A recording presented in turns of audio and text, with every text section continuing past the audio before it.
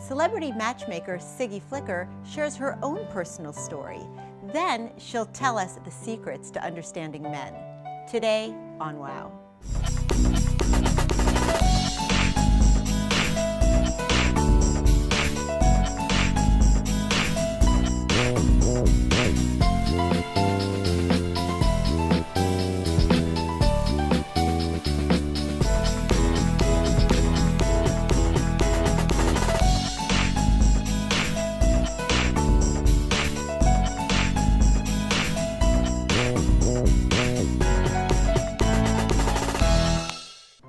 Welcome back. We're here with Siggy Flicker, celebrity matchmaker. If you're wondering why you're still single, Siggy can tell you. So Ziggy, first of all, what kind of name is that? Where is that from? Well, Siggy is short for Sigalit, and it's one of the most popular names in Israel. Wow. It's short for it stands for a violet flower. Siggy. Siggy. That's gorgeous. And I know, gorgeous, not. But you don't love it now as an adult? No. I've never loved my name. I was tortured. I was bullied. I was called Siggy the Sea Monster, Miss Piggy, Cigarette, Siggy plays guitar, every name in the book. And I said to my mom, I don't understand it. I don't get it. I don't understand why you named my sister Iris. Beautiful, that's a flower. You couldn't have picked like Violet or something. Yeah. You had to name me Sigalit. And she says, "Oh, Sigalit, it's a beautiful name." Oh, sounds like my mom. Hated it. Oh, yeah. No, my mom, same thing. She was watching a beauty pageant. It was like Miss Lebanon, and she was like, "I will name her Jemana." And I hated it growing up. And I remember asking her, "Why can't we pick our own names?" And she said, "Well, because there'll be Casper and Donald Duck, and you'll grow up and you won't want this name." Right. So it seems like our moms are very similar. Our moms are very similar. Until this day, does your mom back down? She's like, "Oh no, I made the right choice," and I'm like, Beautiful name. Right. Beautiful. That's how you named your kids simple names, right? Ish. Well, I mean, Maya. Maya simple. And Giselle. Oh, that's beautiful. Yeah. Thank you. I got Sophie and Joshua. They're never teased. Still, they're still nice and unique, but not, Right. But you have a beautiful name. I think it's gorgeous. Oh, thank and you. You're a total Siggy. Now I've grown into the here comes Siggy. Yeah. Siggy. So tell me a little bit about what you do. Well, I've been doing this my whole life. I'm a passionate person about love. I feel like there's no other reason to live if you can't love, give love, or be loved. And my whole life, people have always been coming to me. I always was the go-to because I had a set of rules that I think knowing that, because your mother was probably the same way. I grew up in a very strict home. And my mother always taught me to love myself, to lead with my truest self. And even though I'm hyper and ADD and loud, and some people are like, "Oh, shut her off," my mother was always like, "Oh, your energy, you, Sigalit, you special." Yes! So I grew up thinking, wow, I'm special. I walk into a room and all I want to do is help other people connect my whole life. And I remember I grew up in Cherry Hill, New Jersey. I was in 9th grade and you're not going to tell me that you have the same story because I won't believe it, but I was actually extremely unattractive. Like UGLY, I didn't have an alibi. I was I had the Bette Midler, Rosanna, Dana personality, but I was overweight with curly hair and red orange lipstick and always was trying to fit in. And I was dating a senior and I was going to the senior prom. And my friends were like, "Siggy, no offense, like you're funny and you're popular and you're a great friend, but how did you get this guy?" And I was like, "How did I get this guy? What do you mean?" What do you mean? It's not about looks. It really isn't about look. It's about how you carry yourself. Yeah. And how you're confident. If Scott didn't call me on a Wednesday to see me on a Saturday, I wasn't going out with him on a Saturday. And everybody's like, "Well, why do you have to play games?" Well, it is a game. It's like going on a job interview. Everybody wants to show up with blowing their bubbles and in sweatpants and their Ugg slippers, but you got to get dressed up and you got to put your best foot forward. Men are very simple to figure out. They're the most delicious creatures in the world. Unless you find there's a lot of bad, you have to know how to pick them. Right. But I'm just saying it's very, very easy. The minute you give away a part of you that's so special, and you're giving it to every Bob and Tom and Dick and Harry, you've lost what makes you special. We had the same mom. We did. We had the we're gonna after this we're gonna go to like family tree. We're gonna look. We're gonna same. Yes. But everything you're saying is so she told me how to respect myself. So I know I look like I have a pole and I'm this wild girl, but I always led, and I was always very careful. And yes, you could say, Siggy's big mouth, and Siggy's opinionated, and she's wild, but you can never say, I hung her from a chandelier, she was here, I did. I always had a lot of respect, and I always held on to trying to act as if, or be as classy and as ladylike as I could be. So is that pretty much the main thing you teach people when you are coaching somebody, you know, on their relationship or their love life? Yes. To respect themselves? And... First of all, lead with your truest self. And know that if somebody's not going to like you, to the left. Somebody else is. Don't go and try to change for somebody else. Right. You have to say, this is who I am, and just be a lady about it. And if it's all about chemistry. So if you really lead with your truest self, you're not really getting hurt in the end, because the person who's not choosing you, or the person who's dumping you, or the person it's not working out with, it wasn't meant to be. A man's rejection is God's protection. Oh, that is so true. They're rejecting you. You're going to find out that they have gonorrhea, and they have this, or you're going to find out that they weren't a match for you. Right. You got to understand that we can't control time. So everybody says to me, well, your marriage didn't work out. I was married to the most wonderful man. And who gets married and thinks when they're walking down the aisle that marriage is going to end in divorce? Right. Not me. And so you did. Your first marriage ended in divorce. My first marriage was everything my mother wanted me to marry. Class, beautiful man, Long Island, nice family, everything.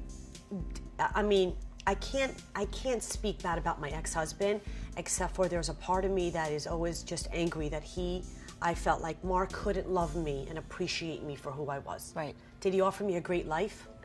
Beautiful. Boca Raton, Woodfield Country Club, right. Shoes, bags. I was like, wow. I used to wait tables at TGI Fridays and sell chicken mushroom, and I've got a nanny, and did I appreciate it? Yes. Who doesn't like to live that type of lifestyle?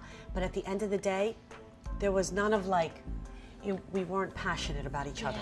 He wanted me to calm down, and when we go to a restaurant with 10 couples, and everybody would think that we were so happy, the mayor, and I'd be like to the busboy, Jose, get over here. See, this is why you're single. You got to look at me in the eye and act like you're not. I'm not going to eat you up. What's going on with your mom? Where's you're dating her again?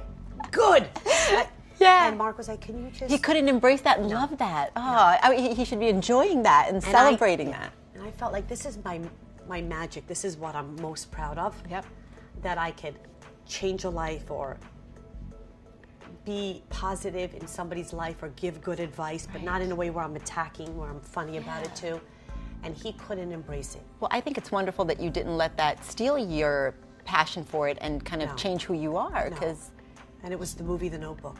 Yeah. And I remember going to seeing it, and I wouldn't leave the theater, and I was crying, and I remember Ryan Gosling's looking at Rachel McAdams. She's like, I'm a bird, she's acting like, and he's like, the way he looked at her, and one of my rules is a man should always love a woman just a little bit more. I know men are like throwing something out, a little bit more. And I remember him looking at her, and I'm like, that's the connection. And now I have that with Michael, who looks at me, and I'm the first word and the last word, and I gave up a lot. I took a risk. And that's also something that I try to tell my clients. Nothing is guaranteed. No. We're not guaranteed a great life. We're not. So what would you say the most painful thing was about your divorce? The children, the family, the fact that he didn't beat me. I wasn't raped. I wasn't loved the way I needed to be loved. And I couldn't live with that. And when I talk about my marriage, I always cry, because it's nobody. I try to tell people there is no guarantee that a relationship is going to work. Right. All we have is what we come in, and to never be phony about who we are. Right. And if you're not getting what you're getting, it doesn't matter how much money you have and what kind of car you're driving. It doesn't. If you're not happy and you're not skipping and jumping and hopping on the inside, then it isn't worth it.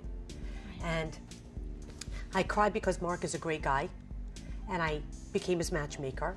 And I matched him with the lid to his pot, and he's very happy. And it's a whole complicated story, but I wanted to see my children happy. Yeah. Because I think divorce takes a toll on children. It's the worst thing in the world. And they don't understand. I said, Sophie, Joshua, Mommy and Daddy grew apart. Not because of you. We don't connect in the same way. Yeah. And I wanted my kids to see me love and not always separate. Oh, you're going this way, I'm going this way. Right. It's cold, it's empty. Right. Oh, where are you going? You're going fishing? Okay, I'm going to go out with Kelly. Or Yeah. it was Not what you wanted them to see No. as a marriage and I mean, it's so selfless of you and so wonderful of you to be so cordial with your ex, and I'm sure that's a wonderful thing for the children to see. Yes, in the beginning it was, we didn't use an attorney. I said, just make sure you give me enough for Botox. I'm falling apart. No, but Mark, I know how to pick them, so I even could say I picked a great person to have children with. He's a great ex-husband. I have a lot of respect for Mark because at the end of the day, he said, listen, I might not love you the way you need to be loved, but you're a great mother and you're a great person, Siggy, and I know you have a tremendous heart, but I think of the kids. Yeah. Oh, And the fact that so Mark get it. is over with his beautiful girlfriend, Twee, and I'm with Michael, and we're all vacationing together. We go to Nantucket together. We go away. He was my husband's best man at the wedding. It's all crazy, and people are like, well, how can that be? Well, it is. because you're good people. Yeah, I don't need to explain it. My children are living it. Yeah. So yesterday when I pull up to the house after being in the city all day and I see Mark's car there, Michael's car there, and I come in and Michael's like, oh, Mark and I are just making dinner. Joshua has a basketball game. I have a basketball game at the JCC, and Sophie has a travel game. And I'm like, so happy that my men are here. Like, it's nice. Is there ever downfalls to this, or are there ever Sometimes I moments look where at you're him, like, hey, yeah. what's going on here? No, sometimes I look at Mark and I'm like, oh, he's so annoying. Like there are times and he's like, you know what? You're annoying too. Yeah. Sometimes it gets a little bit, but at the end of the day, it's all worth it for my children. Yeah, that is an amazing story on its own. That really is. And I think that's what makes you really, I was going to ask you, what separates you from, other love doctors, but you know what? Your story alone, I'm sold. I'll do whatever you tell me to do. No, but also, I feel like a lot of relationship experts are not in relationships. And for me, I know that I don't like to throw anything negative out there, but I have to be honest, it doesn't work for me. If you are a doctor and you're curing cancer, you don't want cancer yourself. You're actually going out there and studying how to cure people. If you're a dentist and you're doing root canals, you don't want to have pain in your teeth. I just feel like a relationship expert wants to be in a relationship. And if you can't seal the deal for yourself and you're out there giving this ridiculous advice, how dare you? Well, give me some examples. Like, what ridiculous advice have you heard from other coaches? I've heard women who have red hair should, if you have red hair, you need to color your hair. If you're fat, you need to dye it. No, there's a lid to every pot. Yeah. There are men who don't want bobbleheads. There are men who love redheads. There are men who like different types of skin color.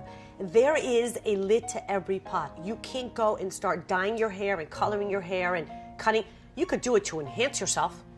I always had black hair and I love highlights, but I'm not changing the core of who I am. There's actual relationship experts out there who are telling people to change who they are. Yes, actually change who you are. And if you want to seal the deal in the love department, you need to do A, B, and C. And it's completely against what I believe in. Wow. So what would you say is important to women Number about one. attracting the right man? Confidence. When you're out there looking for a guy, you don't go to the boom boom room.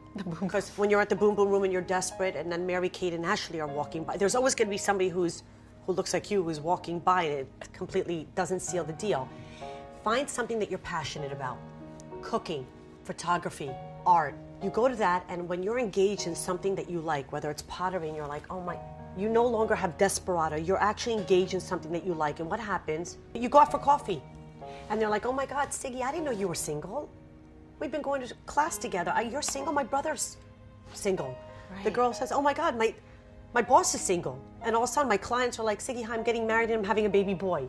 That's how it happens. Right. So it's not just that direct, I'm going to go to a bar, I'm going to meet this guy, whatever. Right. It could happen it's through leading people. With whatever you're passionate about. Yeah. We want to live life, and we want to live life. And what's the goal? It's not to meet celebrities. It's to be happy. Right. Who doesn't want to be happy?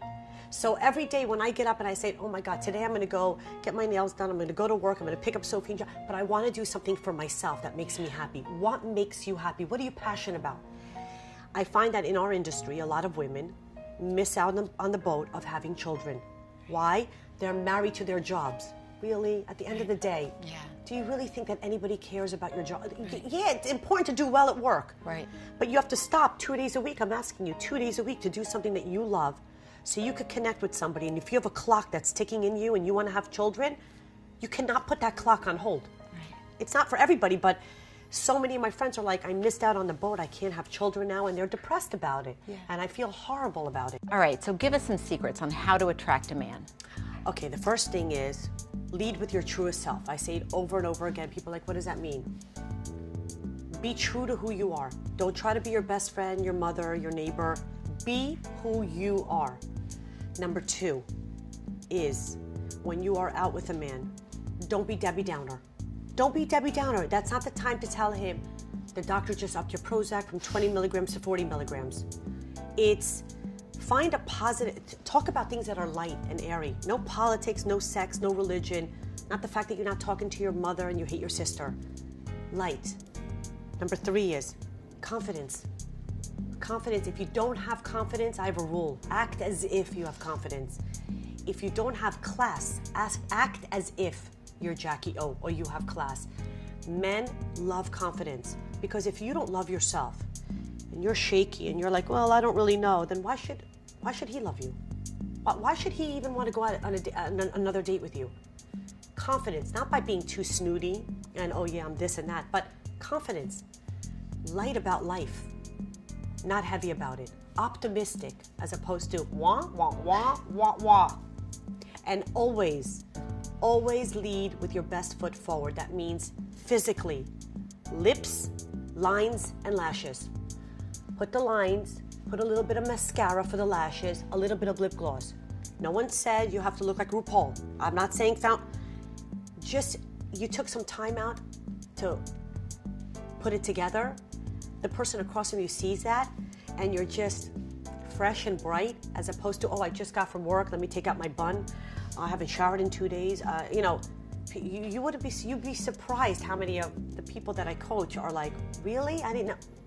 Look as if you got it together. Walk in. Very important rule. I know I'm going over the 3. No flats. No flats. Whoever told you that a man didn't like to see legs or calves? What do you mean? I'm not saying Louboutins. I'm saying a heel. Something that elevates you, that you walk with posture and you're walking in. A little bit of a heel. That's actually, everything you've said has made complete sense. This woman you've described is like my idol. I'm like, she's it's stunning. you. Stop it. I've got a couple of those things to work on. I'm not going to mention, but I think that makes perfect sense. And they're easy things. It's not like you're saying to go out and spend $1 million on something, or it's all stuff that you can find within. And then they say, well, what if I waste all this on a guy that I don't like? He's still a human being. He's still a person of value, and if he's not for you. Listen, the chemistry wasn't there. Sorry, Bob, I had a great time, but it just wasn't there. He's gonna say, wow, that's a classy girl. He might have a cousin, a next door neighbor, a friend, a boss. It's about networking and going out there. And I'm not asking you to be happy when you're sad. Cancel the date. I don't feel like going out. I just had a death in the family, whatever it is. But if you're gonna go out there, wow it. Wow the person across from you. Go with your best foot forward. Yeah, that's solid advice. Yeah. I'm definitely going to take it. So now, tell me, what are the most essential things that women should know about relationships? Work. So I'm going to use a car.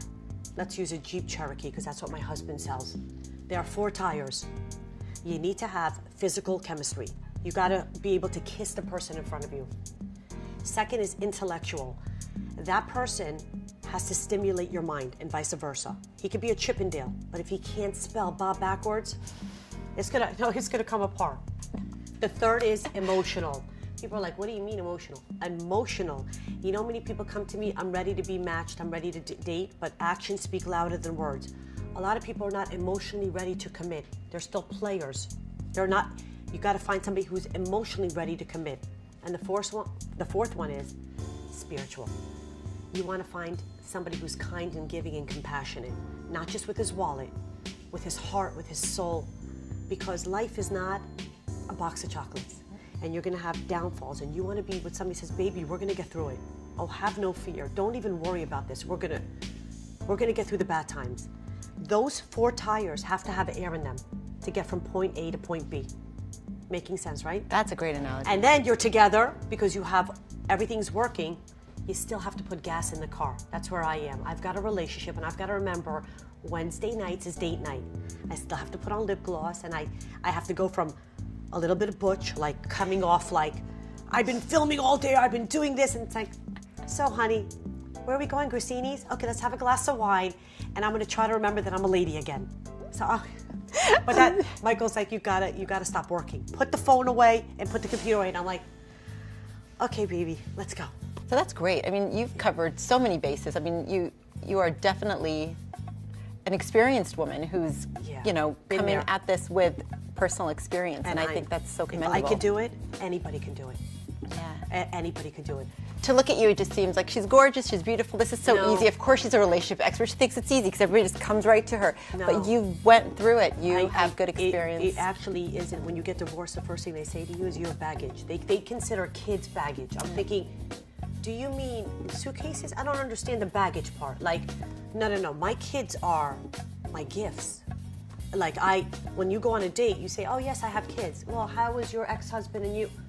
Something that I don't wish to discuss. There's ways of getting it out there, but kids are baggage, especially if you have a big mouth and you're opinionated. Why are you leaving a privileged life for what? And I said, no, because it's out there. It's out there for everybody. Well, that's good to know.